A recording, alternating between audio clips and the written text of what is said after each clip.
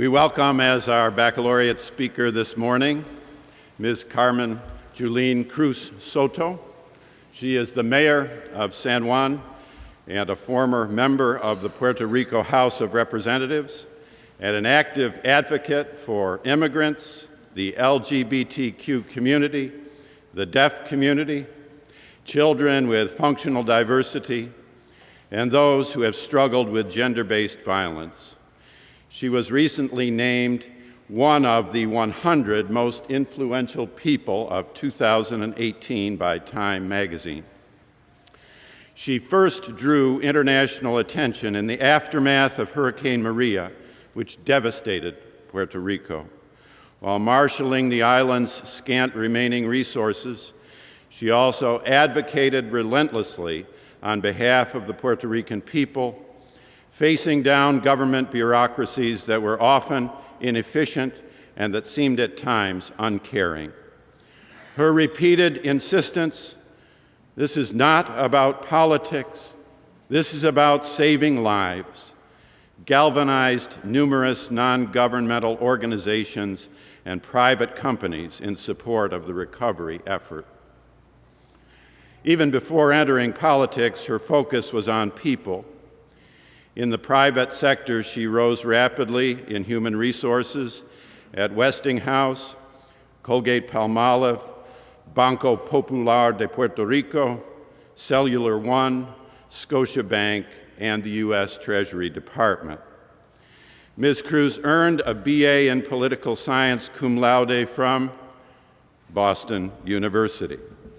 She also holds a master's degree in public policy from Carnegie Mellon University, where she received the first Barbara Jenkins Award for having a positive impact on the quality of life of other students. Her humanitarian work has been recognized with numerous awards, including the Martin Luther King Jr. Center's Humanitarian Leadership Award, the Antonio Villaraigosa Leadership Award, and the AIDS Healthcare Foundation Humanitarian Award. For good measure, she was also a record-shattering sprinter in high school.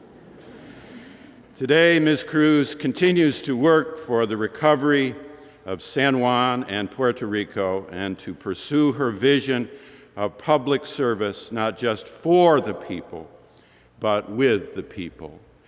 She prefers to be called Yulín, so will you give Yulín a warm Marsh Chapel, Boston University welcome?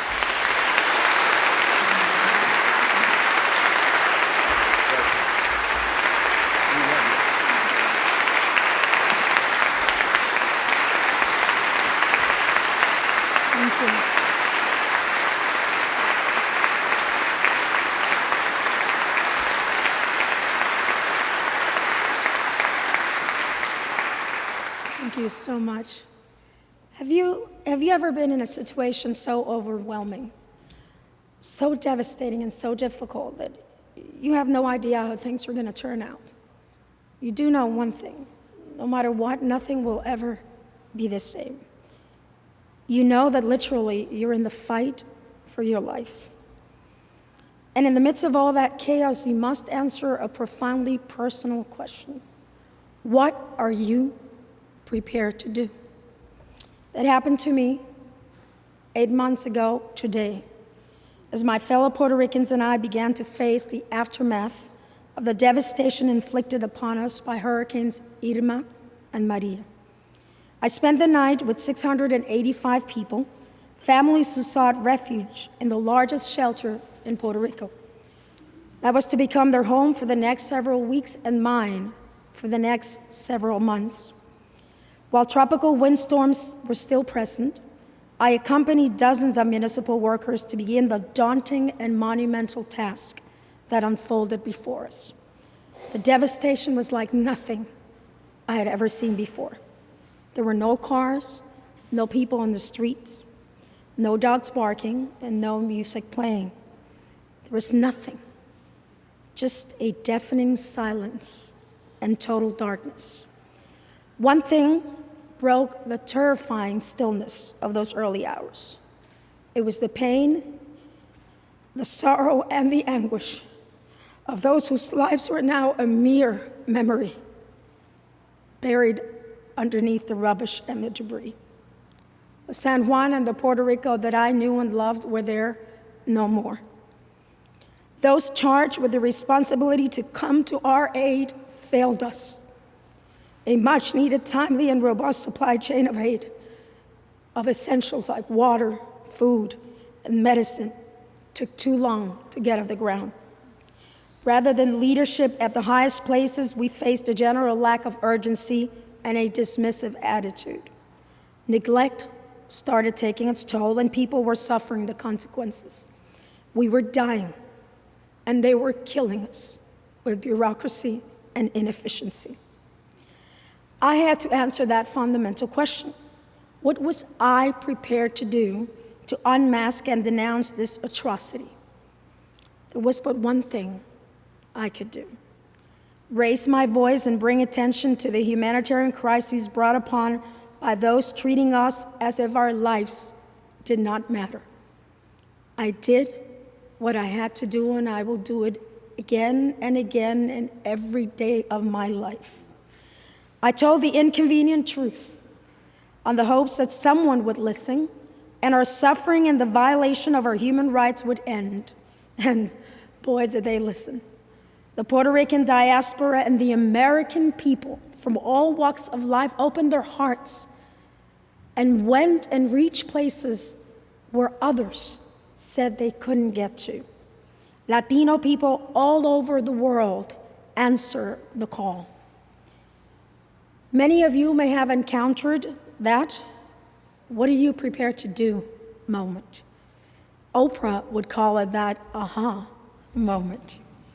You have had to make the choice of standing up and speaking up, no matter what the consequences, or standing down and play along and becoming an accomplice to a false narrative. Look around, really look around the world we live in. It is filled with violence, discrimination, poverty, and injustice. The question is, what are we prepared to do to change this world? What will you do to ensure that people all over the world have a chance to thrive and not only survive? Complaining about it will not change much. You must get out there, fight, and make that change. Fight for what you believe in, no matter if the odds for success are against you. For when you fight against hate and discrimination, you may not accomplish everything you set out to do, but I guarantee you, as Congressman Lewis knows all too well, you will never fail. Fight for what you believe in, even if it seems that those standing before you are way more powerful than you are. Believe me, they may try to put you down, they may try to shut you up, but make no mistake, they will fail. For if truth and fairness are on your side, a more equitable and progressive society is sure to follow. If you want a new world, one where we put health before wealth, and we allow every human being access to quality health care, make it happen. Be fearless, stand up, and be counted. If you believe that children everywhere have a right to schools rid once and for all from gun violence, you must demand that sensible gun control laws are enacted now. For something is wrong when it takes months of evaluations and a whole lot of paperwork to get into college, but you can buy an assault rifle with little paperwork in just a few minutes. You want change? Be fearless, stand up, and be counted.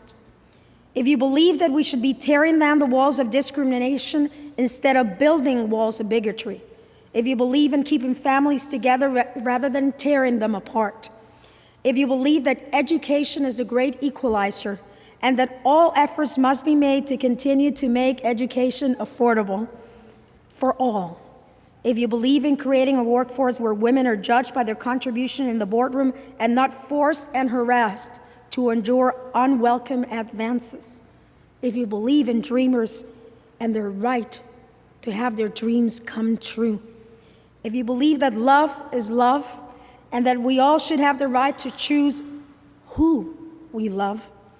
If you believe that ending poverty should be at the top of the list of things to fight for, then by all means, be fearless. Stand up and be counted. I know that you will not be alone in this fight, for even your journey to make it here today has been paved by others. I am the great-granddaughter of a sugarcane plantation worker. My grandmother was the first one in her family to learn to read and write, and my parents mortgaged their home twice, so that I could come to this prestigious institution and get an education and do better for myself than they did for themselves. And by coming here, not only did I receive the gift of an outstanding education, but I learned something that shaped me forever. Look around. Really now, look around. Look around and see the diversity amongst us. Embrace it. Really, this is the world Boston University has put before you. One where diversity is seen as something to embrace and to build on. A world where love and acceptance are stronger than hate and intolerance. For you tolerate what you do not consider to be equal, but you accept the differences that we embrace. This is the world that Boston University has given you these past years. The fight ahead will not come without risks, and sometimes will take a toll on you. We may despair, but we can never give up. For me, the fight continues. For you see, 8 months after Hurricane Maria, there are still thousands of people in Puerto Rico without water or electricity. 500,000 without a safe roof on their heads. Our human rights continue to be violated while we fight reduction of pensions, closing of schools, massive migration, privatization, and the burden of colonialism. We must collectively answer the question, what are we prepared to do to change the course of the world we live in? The answer will no doubt be a challenge, but I assure you, we are all up to the task. For many of you, SBU alumni, the fight may just be beginning. Your job as Boston University alumni is to ensure that the world out there becomes one where, in the words of Dr. Martin Luther King, a Boston University alumni himself, and I quote, "We learn somehow to live with each other in peace." May you have enough love in your heart to fight the good fight. May you have enough strength in your soul to stand up and be counted. May you work together to usher a new era of equality. Be uncompromising, relentless, unapologetic, but above all, stand up, be fearless, and be counted. Let's all go out there, change the world, make it a better place. I cannot wait to do that with you. Thank you very much, and God bless you all.